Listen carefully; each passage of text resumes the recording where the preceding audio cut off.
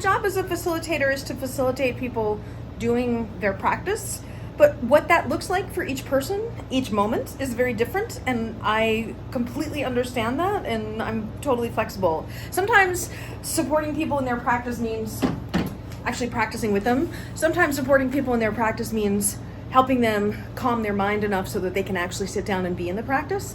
Sometimes supporting people in their practice means just like letting them yell. It can be all kinds of things. So I don't think it's not one thing all the time. And even as an individual, my own relationship to what I need in my practice moment to moment changes. So I invite you to welcome it as it is rather than trying to make it be something that you want it to be, because it's not going to be what you want it to be all the time.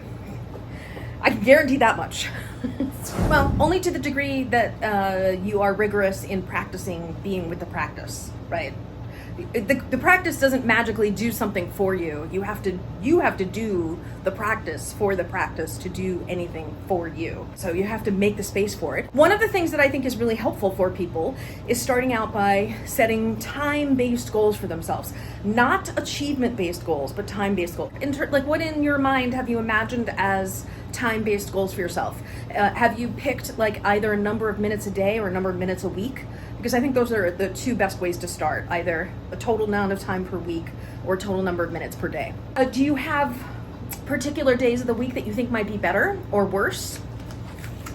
That's precisely what I recommend to my students, is 4 to 3 20 to 15 minute practices a week. So this is right in range with what I recommend for people, because you have a life and you're not a full-time Flobo. You have a world, you have children, you have a life. I assume you also have a job, so there's things to do. Yeah, for some people, actually putting it in their calendar, like a calendar item, ends up being a really successful thing because they treat it like they would the sacredness of a doctor's appointment, or going to work, or going to buy food. These are necessities. If you look at it as something that you need to do and as self-nourishment and self-care, and you schedule it in your calendar, sometimes you're more likely to stick with it.